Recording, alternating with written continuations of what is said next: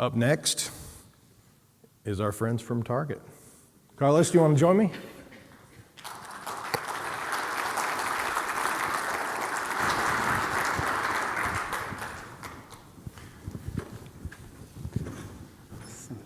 Give him a second to pop that presentation up. Thank you, sir. Thanks for having me. Thanks.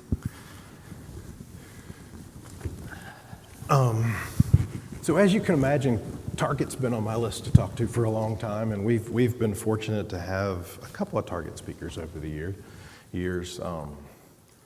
2 years ago, Flora Ekbeding that handled all of the African American Month stuff, talked about all the projects with the colleges and stuff, which was super cool.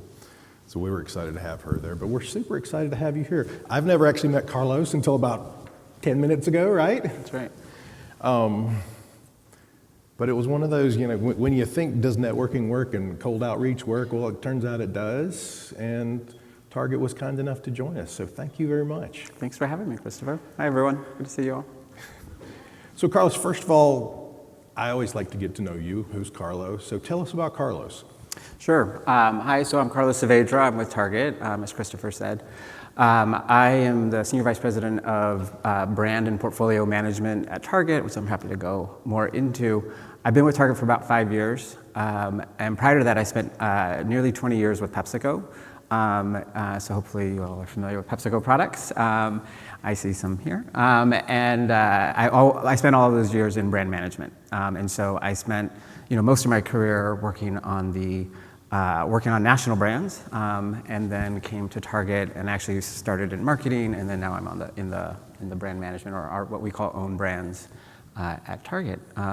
I'm with Target, which is in Minneapolis, but I'm based in Los Angeles. So I also can share thoughts on a remote and doing kind of looking at finding talent across the country. But yeah, I'm excited to be here in Charlotte with all of you. Well, very good. So this is obviously being filmed and it'll be on YouTube and all that. I assume everyone in the world knows Target, but let's just pretend they don't. So tell us a little bit about Target. Sure. If you don't know Target, I'll be offended. Yeah, so Target is a cross-category merchandise retailer. So we operate across 5 lines of business. So we operate in apparel and accessories, home, hard lines, which includes like electronics and travel and a number of spaces, as well as food and beverage and essentials and beauty. We do revenue north of $100 billion a year and operate in all 50 states, and hopefully are part of your regular shopping routine. Absolutely, you are in my house, I can tell you that. Where's my wife? Big Target fans. Well, so the industry looks at you guys, you know that. I mean, and for a good portion of it, I think you guys set the standard for what private brand can be. Not what private brand has been, because there's a lot of that out there, but what it can be. So talk to me, just a little bit about, where you found success in investing in your brands and your portfolio, and what are your thoughts there? For sure. Own brands has been a focus for Target for decades, and it's something that has been a journey, and I think we've seen that capability grow and evolve over time. And candidly, like if you had told me 6 years ago when I was still at PepsiCo that I'd be working in the private label space, like I wouldn't have seen it. Because in my mind I thought of private label as like generics. And what I think Target has done really well, and I think a lot of credit to a lot of folks in this room, is that the products and the brands that we're creating now are anything but generic. These are products that really are able to stand on their own. They are brands that are building equity.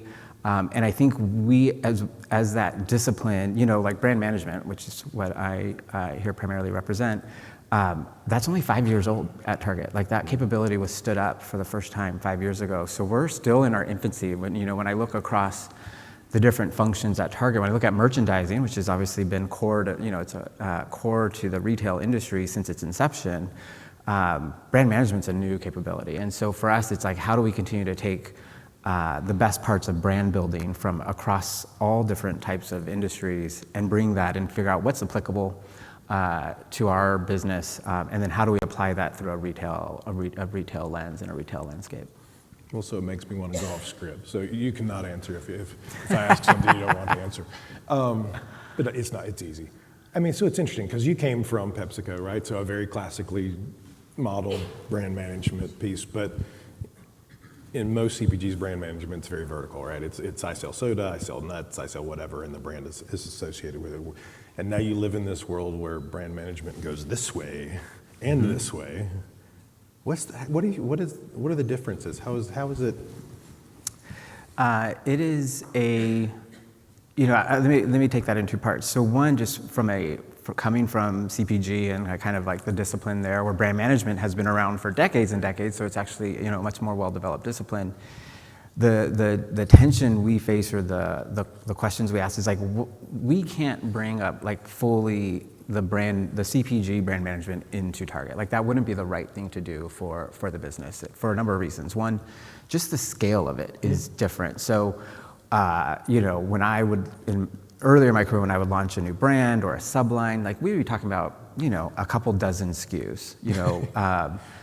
When we repositioned Threshold, which is our home anchor brand, we were touching 10,000 SKUs. Right. Like, the scale is just like vastly different. And so, and the speed of retail, as I'm sure everyone here knows, is just incredibly quick, and the competition is fierce.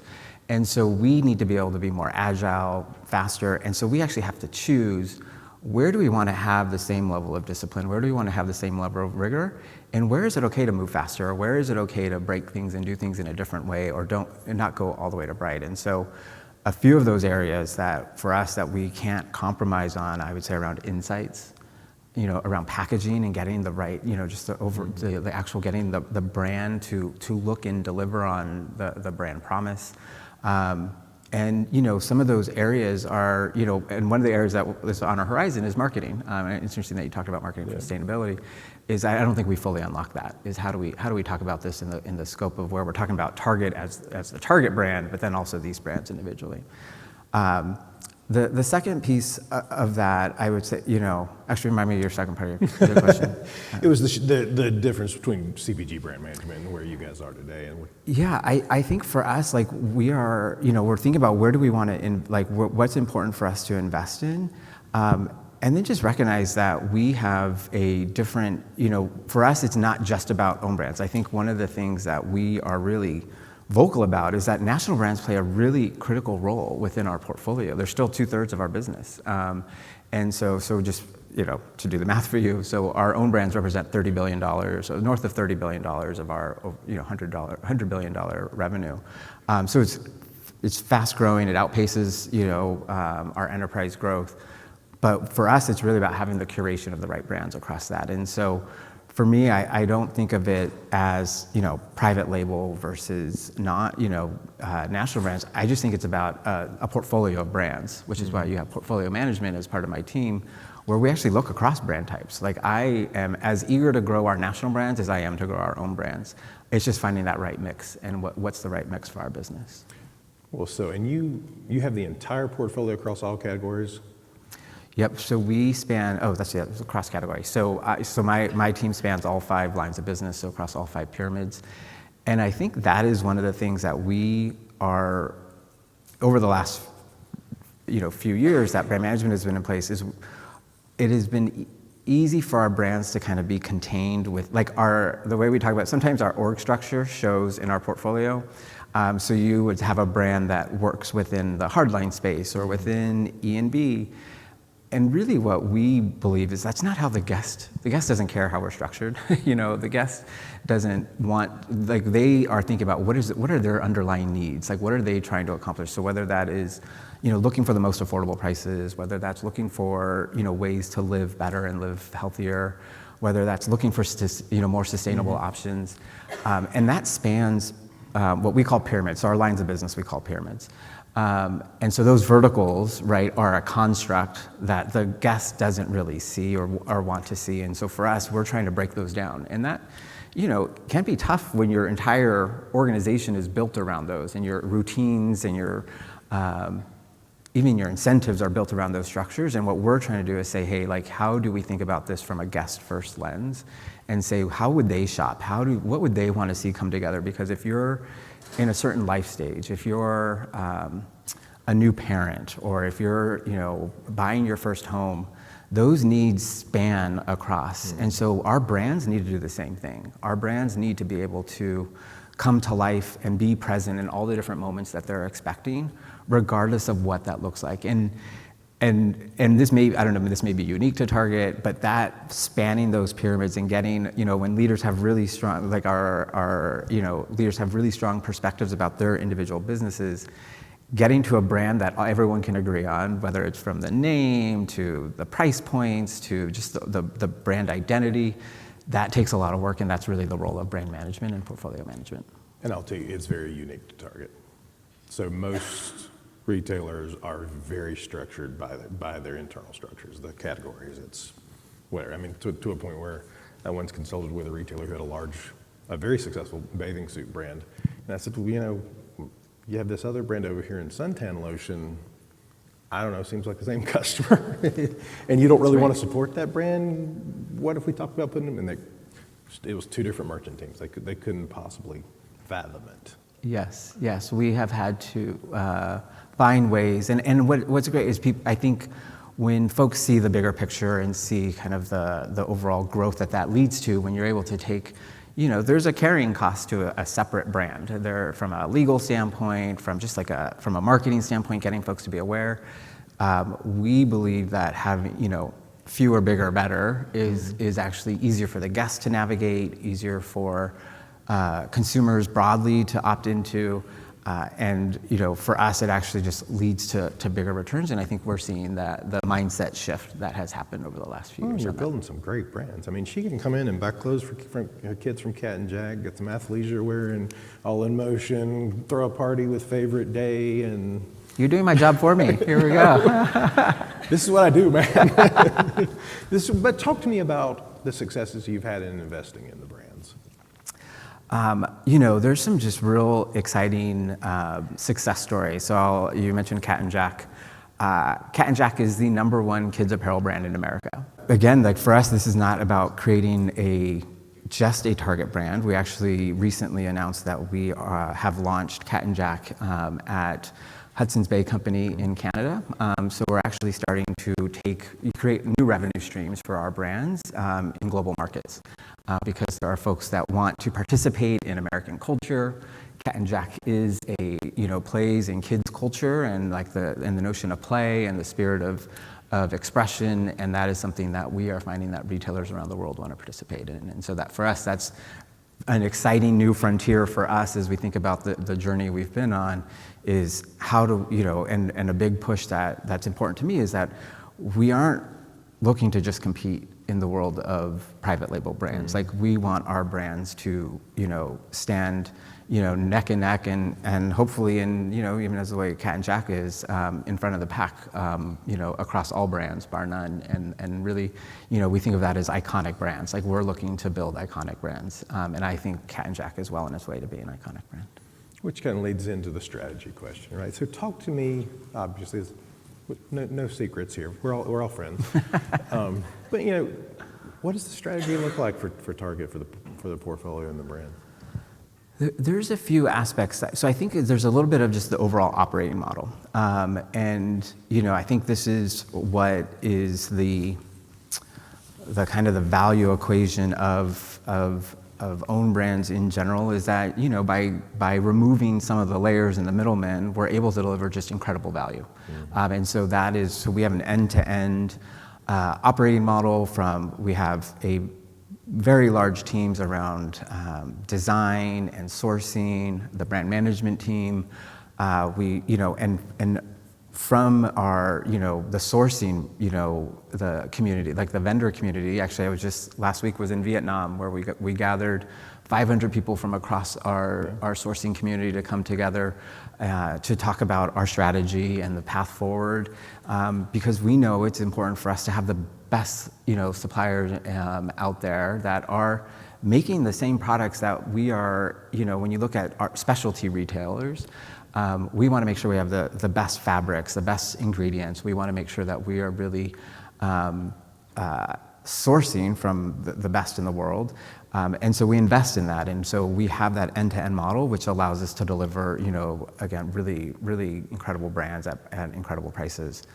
I think the other piece of that is that it is a focus area. You will not hear an earnings call from Target without them talking about own brands. There is alignment from Brian Cornell, our CEO, all the way through the organization that this is a key part of not just what is the own brand strategy, but this is part of Target strategy. This is about how we are able to drive loyalty with our guests. I'm sure all of you, I saw one of the agenda items here about driving differentiation. We think this is one of the key ways that we can differentiate ourselves. And if I were to just sum it all up in a nutshell of like kind of how we think about our strategy is, we don't want our brands to be something that people just buy while they're at Target. We want them to be why they're at Target. And that's really kind of the bar that we hold for our brands. Yeah, we actually have 7 criteria we track retailers on and grade you. And one of those, one of those is do your leaders talk about it in analyst calls, quarterly reports, and you guys always win. I mean, Cornell is always talking about the brands. Yeah, it's a very big priority, and it's important that it is talked about because that helps with the conversations as we look to like create brands that span across pyramids, and that helps when we think about kind of the investments that we're making in different areas that are really about investing for the long-term growth of this area. I think it's exciting. So you guys have obviously launched a lot of brands over the last 5 years. And in the process made some huge changes. Some went away. I mean, Cat and Jack replaced an already huge brand. Threshold replaced an already huge brand. So talk to me about the new brand launches and kind of what your thought is there and maybe in the future a little bit. I'll give an example. So I think we're starting to shift how we think about brands even internally, and there's kind of like, I would say like 2 evolutions that we've been through. The first was thinking about it as labels to brands. So in the world of labels, it was like, okay, we want to launch this product, we'd slap a label on it and just put it out. And really it was like, okay, we need to start thinking about this as brands. Like what is the equity of the brand? What does this brand stand for? What does this brand need to look like? The second shift that we're really, and this is about not just having a brand that stands for a specific aesthetic. Like for us, we want to talk about like iconic brands. And I think what helps define an iconic brand is it stands the test of time. And some of our brands were getting really tied into like a specific aesthetic or to a specific kind of realm. And like that actually shortens the brand life cycle. So we had to elevate our brands above that, and Threshold is a great example. So Threshold really stood for new traditional. So if you look at design aesthetics in the home space, new traditional, it's very large, it's broadly appealing, but it was becoming so tied to Threshold, and we know that when we actually did research with guests, if you actually talk to an individual person, they would say, and this is for consumers at large, they don't really define themselves by a singular aesthetic. A lot of times the most common answer we got was their style was eclectic. They like to mix and match styles. So they might have like some modern pieces, they might have some bohemian style pieces. And so for us, we thought for Threshold to really serve as this anchor brand and to really serve the broadest range of guests, we needed to bring different styles together. So we actually sunsetted brands, Project 62 and Opal House. So Project 62 was our modern brand. Opal House was our bohemian brand, and we've consolidated all of that under Threshold. And so Threshold will actually be able to better deliver on how guests actually shop, where they're able to take different styles. And it allows us for Threshold to now sit above, like to almost just rise above a specific aesthetic and really be about how do I deliver style and comfort for my home. And as trends change, and we all know trends are moving faster and faster, we're able to better meet those needs without having to go create a new brand. And I'll give an example. So Luxe, so I don't know if anyone's into home or follows interior designers, like the Luxe aesthetics is growing really quickly. So think like golds and brass and things that are really kind of delivering on a little bit more of that luxe and glam. And we are able to bring that into a Threshold, and we actually launched that in January. And so we were able to do it quicker because we didn't have to launch a new brand. We were able to do it in a way that makes Threshold seem relevant, and those products are outperforming the others by 20 to 30%. And so we are able to just deliver that growth by thinking of Threshold as a brand and not an aesthetic. And so that's like kind of the evolution that we've been on there. And so that's something you'll continue to see us do more and more. Well, you've done a great job of collabing, right? So you're bringing in Studio McGee and allowing them to do collections and kind of freshening up. So that's a great target. You got a long history of that. So. And I think, any brand can do that. Like, I think sometimes we tend to put brands in a box. And like in food and beverage, we did a collaboration where we brought in Marks and Spencer. So I'm sure everyone looks to Europe as we do to look at kind of what they're doing. They obviously are much more highly penetrated from an own brand perspective. And we love bringing those have strong equity that we were able to bring into Target during the holidays. To your point, bringing some of our own brands together, and some of the things that, even internally, you talk about like kind of breaking down the walls. Like we look at like Good and Gather, and we just launched a new kitchen brand, Figment, and like the cooking, like kind of what you use to prepare in the kitchen to like the food that you serve, like we just see so many natural connections. And so we're able to take advantage of the fact that we're a cross-category retailer and really bring that to life, again, in the way that the guest thinks about it. And so for them, how do we show up in a way that allows it to better meet their needs while also highlighting the breadth of our portfolio? It's very cool. So let's talk about one of the more recent ones, Dealworthy. Dealworthy, yes. So Dealworthy just launched this year. And we were talking about this a little bit earlier. I would say this is a new space for Target in terms of being really like head on about value. We think about pricing architecture, good, better, best. Like for us, we really wanted to have a strong player in OPP, opening price point. And for us, so this is a line of products that spans across 4 of our pyramids. So we have basically all of our non-food pyramids. This will be in. It's 400 SKUs. And the vast majority are priced under $10. They will be, anywhere this shows up, it'll be the lowest priced item on the shelf, and generally by a very large amount. And this was one where, we all know that inflation has been stubborn. And that is something that we are very conscious of. I think it's been a boon for private label and own brands in general, because I think consumers are much more open to experimenting and trying these spaces.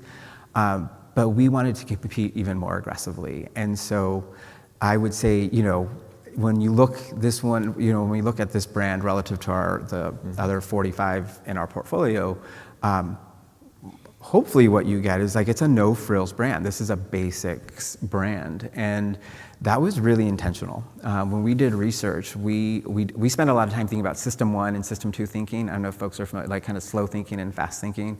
System 1 thinking is that more instantaneous, that kind of like the primitive part of your brain that's just looking at visual cues, like, and really just interpreting that. System 2 is kind of like the more rational thought. And time after time, research shows that so many more of our decisions are made on System 1 thinking. And that came through, and as we were looking at how guests were viewing our brands, we pride ourselves on how much design effort we put into our brands in terms of the naming and the brand identity. But sometimes that can cue that they're gonna cost more than they actually do.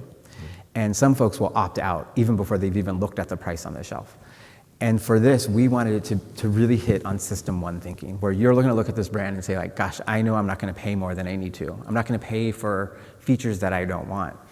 And for us, this is going to, we tie this back to a need state, and a low-cost need state. For us, like we have a range of need states. And oftentimes people will equate like a low-cost need state to a lower income guest. And that's actually not the case. For us, virtually any guest at some point will be in a low-cost need state. So I'll give you an example. So if you're traveling, you might be at your beach house, or you might be at an Airbnb, and you're like, I just need to pick up a few things. But I don't want to spend like a ton of money because I'm either not going to use it all, or I'm just, I'm going to leave it behind. And so this is perfect. Like this is something so like across a range of items that we find that folks are, will have that need, we want to make sure that we're there for what they need. And we want to make sure we have the full range. Like we know we have brands that can deliver on the good, better, best. We want to make sure that we can compete as aggressively here in the same way that we have. So Market Pantry is in our food and beverage space, which is the corollary. You'll see Red plays a really big role, kind of no frills, good for the entire family, allows them to stretch their budget as much as they need to. And so we're really excited to see how this, this brand, allows us to compete in that space. I mean, if you really look at this picture, it speaks to your cross-category thing, right? So you've got men's underwear, Dental floss, is that a cable? I think that's a cable. Yep. Right? Or Yep. headphone? Charging cables. Yeah, charging I mean, cable. who doesn't think charging cables are too expensive? Like, I mean, So there's a lot. I mean, there's a lot of different merchants here. yep, there sure are. And getting to a place where we could all, get to an aligned perspective is, was an effort. This took a lot of collaboration and education. But again, it was all in service to recognizing that low price need state isn't contained within one business. It isn't contained to one occasion, that we really needed to show up. And we did a lot of research to figure out what are the spaces that are where that need state is most prevalent and most pressing. And that helped guide us to where those 400 SKUs are, as opposed to where was the easiest path. And so that's what led us to this. Which is a huge learning, because typically the private label way is to do the easiest path. Here's the bulk pasta, the flour, the whatever. So investing the time to actually do the research and figure it out, it's a big move. So how's it doing so far? I mean, off to a great start. We are seeing unit counts rise in a really exciting way, which I think is exactly where we want to see the growth coming from, and really, start to have that translate into traffic growth. So yeah, we're really encouraged. It's super early days. We're still, a lot of the shelves are, in that transition period, which is where we are, running down the, previous inventory. It's always a challenge. Yeah, that's, the age old. So it's always, but where we actually had it set the longest is where we're seeing the most positive comps, and so we're really excited about that. Well, I think it's an interesting move, and it adds to that. My wife and kids love the deal spot, kind of walking in. All of a sudden they come walking in with $3 pickleball paddle. Yes. So, yeah, why not?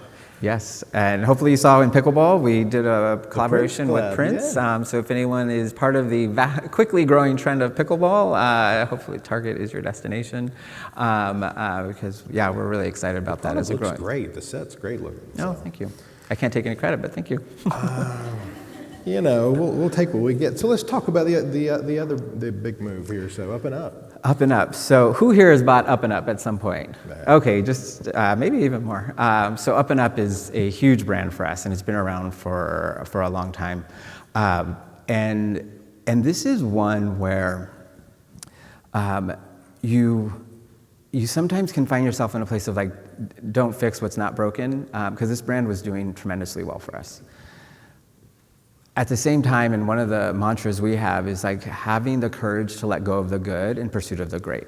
And I think if you look, I love the evolution we've made here. One, so this brand spans about 2,000 SKUs.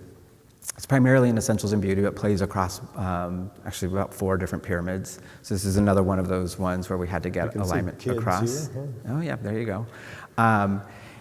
And I think what I love, especially being a brand guy, is that we were able to do something that I don't think a national brand could. And that is where we were able to really emphasize the benefit versus the brand. So folks know Up and Up as a brand, but really we wanted to make sure how do we give Up and Up more personality, more of an emotional connection. We scored really, really high on functional aspects. We know it's going to work. We know it's going to be high quality.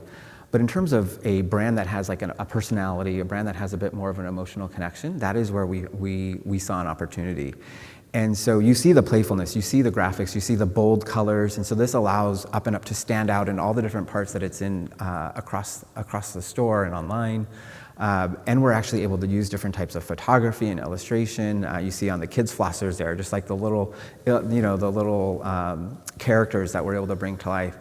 So that's a new space for Up and Up, and so we're really excited for this. We also, during this process, it wasn't just a brand identity. We actually reformulated about 40% of the line. So again, huge scale. That's nearly 1,000 SKUs that we've improved the formula. We've either made it longer lasting, more efficacious, just more durability, and so while maintaining the price points, we're getting even more aggressive on them. And so for the guest, that's just more value that's coming through in Up and Up.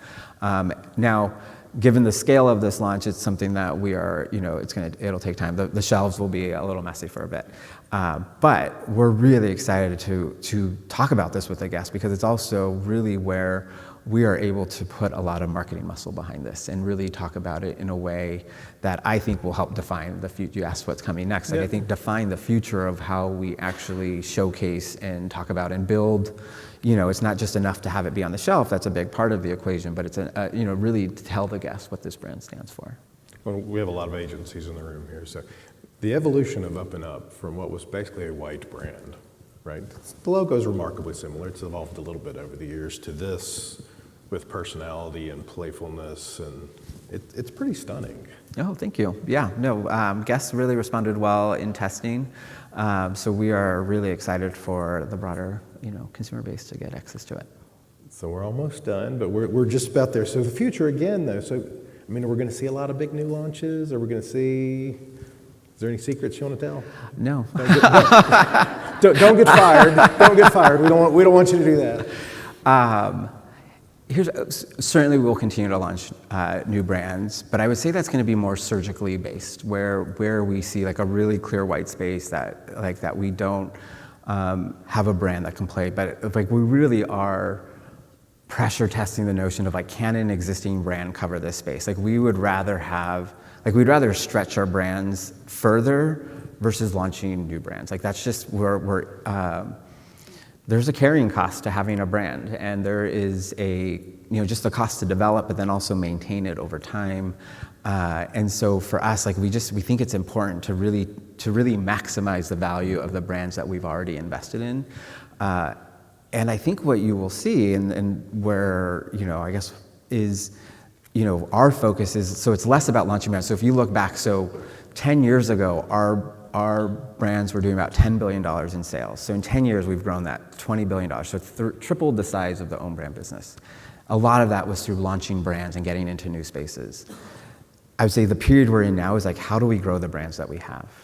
And that takes a different muscle than launching a new brand. Yeah. That is working with marketing, that is working with our stores, and making sure that we're leveraging our team members as brand ambassadors. And so for us, we just see so much potential for, I talked a lot about the scale of Cat and Jack. For as big as it is, there's still so much runway.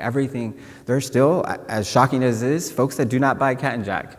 And so we are determined to go after those. And I think for us, that means we need to decide which ones do we want to go after in a big way. So one of the things we did, we actually tiered our brands. So that may sound super simple. Maybe you all do this. We had not tiered out like our portfolio of brands to say which ones. So we call them anchor, support, and niche brands. So anchor brands have the power to move the enterprise. Support brands have the power to move like a category, and then a niche brand has the power to move a division. And our anchor brands, like we are going to see us like double down on those. So those are the Good and Gathers of the world, the Cat and Jacks, the Thresholds.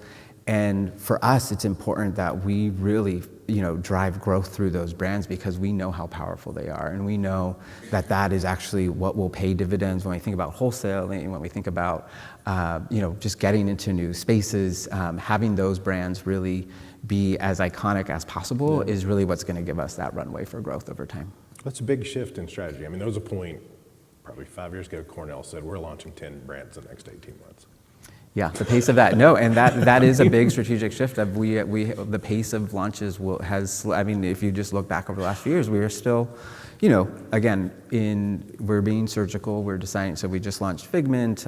We launched Bright Room, which is a storage and organization brand last year. So we're still doing it, and Bright Room is already $1 billion brand. So like, it's not that there aren't big opportunities out there, but. And the balance, and if you hear Brian talk about it now, like it really is about how do we drive growth from the biggest brands that we have. So how about the stuffed animal brand? Gigglescape. Oh, it's so cute. Yeah. So plush is like a huge, a huge space. Folks love plush. I think people just need to feel a little bit of comfort. I don't think it's just for children. But we launched a kids toy brand. It's really aimed at kids under 6. Target is a market share leader in toy sales broadly. So we have this, huge equity in being a destination for toys, particularly during holiday moments, but we didn't have a toy own brand. And so that is one where we thought, hey, we have a right to win in this space, and we know what it takes to deliver on a brand. We have we have the ability to build the relationships with the right vendors who can do this in a really good way. And so we launched Gigglescape. Really incredible, because it can be kind of surprising how expensive a plush toy is. Like when you look at it, you're like, oh my gosh, why is that so expensive? And we knew we could do that and really deliver incredible value. So that is out there. So, and what I will offer is for the Valentine's collection, we really show up in seasons in a really fun way. Easter, and so if you ever need your holiday kind of plush needs, and it goes well beyond plush, and we're pairing books, the books with the matching animals, so you can kind of give a really coordinated gift. But just for any of your young child needs, Gigglescape is there to help. I think it's bigger though. So to me, because there's a whole end cap. If you haven't been in the store, there's a whole end cap of it. And anybody can buy a bunch of plush from China. That's not hard, right? You guys actually designed all new characters, right? So, and they feel like Target. It's an extension of that fashion for less mentality, right? And it's more, for us, you're right, it is a lot more about plush, and that's why having a book that's paired with it, because for us, the brand is not about just having, play. It's play with a purpose. It's really about how do you use that as a way to help develop young minds. And so we really believe in, those are formative years, where you want kids having a chance to really have, flex their imagination, express their creativity. And so Gigglescape and the toys are developed with that in mind. That's actually the central, we spend a lot of time on the brand positioning statements. I'm sure a lot of you do the same. And so for that, it's really about creativity and imagination and allowing kids to imagine what's possible. And so Gigglescape is an articulation of that. We have that in a craft space. We have Mondo Llama, which I would argue most folks don't realize is an own brand, because who would name an own brand Mondo Llama? But that's really, allows us to compete in that space where creativity and imagination is so important. And so it's about having those families with kids are such a central part of Target's core guest. And so for us, it's really important that we have those options that allow, kids to thrive. And we talk about thriving from infancy to independence. And so it really is across all of those life stages, whether, from when they're in the crib to when they're going off to college or whatever, kind of where they're starting off in life. We want to make sure that we're supporting them all along. Excellent. Do you mind if we take a couple of questions? Sure. Absolutely. Anybody? In the back? I'm Canadian. We were elated when you came to Canada and crushed when you left. Oh. Just so you know. Well, we're back. I know. So I was going to ask you, Cat and Jack has now made an appearance at Hudson's Bay. And I'm just wondering if there are more brands. Will we see more brands popping up? Time will tell. But I do, I think there are multiple brands in the portfolio that I think deliver on what Cat and Jack does in terms of that brand, the guest affinity, the breadth of products, the incredible value. So time will tell, but I certainly wouldn't be surprised to see more show up. Thank you, and thanks for being a supporter. I know it was. We're glad to be back. I have a question about your brands. Do you do everything in-house, or do you seek outside agencies to help with any of your brands or designs like that? Great, thanks for the question. We do how would I answer this? Yes to both. So we have everything in-house, but we also do leverage outside resources, either from a bandwidth, if there's just a capacity constraint, or a specialized area. So we really kind of run the gamut, but we do kind of first and foremost look in-house. We think it's important. We're able to actually do things in a more cost-effective manner when we actually invest in that, do that upfront investment in order to have that in-house. But we certainly work with a range of areas, and I would say it depends on kind of the milestone within that process. So from an insight standpoint, we certainly work with a range of agencies, and then from a brand identity, we primarily do in-house, but we do resource externally, and then beyond that, it just depends. Anybody else? Hey, son. Hi. I'm curious, how important to you is that people know these brands are from Target? Or do you think it's more important that they stand on their own, or is there a balance of letting people know this is a Target brand versus just a brand you carry in your store? We spend a lot of time talking about that. And I would say it's about order of importance. Yes, we would love folks to know that these are brands you can only find at Target. We know that some guests do not fully, wouldn't be able to play that back, or they would think they've seen them elsewhere. But when I think about it, it's a lot to ask the guest. So you want the guest to know of the brand, you want the guest to know what the brand stands for, and you want the guest to know that it's only available at Target. I think if anyone's been in marketing, that's a lot to get someone to know. And so I'm happy if we can get to the first one. If they just know that the brand exists and like kind of in that order of importance. But it is important that over time that more and more guests know that these are brands that they can only find at Target. And so that's part of why there's a focus on marketing. Like, how do we tell that story in a way that resonates? Because beyond those, we also want them to know about Target. There's a lot we just want them to have awareness for the kind of what, we think of as like the true iconic brand, which is the Target brand. And so we are finding ways to creatively showcase that. But I would say it's not our most important message, but it's one of the ones that we aim to get to. And we see it, a lot of that is just time in store and just the familiarity with the brand over time. So it's not something we expect in the first year or in the first couple years, but as we track those metrics over multiple years, that's something that we expect to see that measure to grow. But if anyone has ideas about how they've done that really well in theirs, I am all ears, because that is something we are still working on. That's $1 million question, man. That's a $1 billion question, I would say. All right, anybody else? And then I think we're good.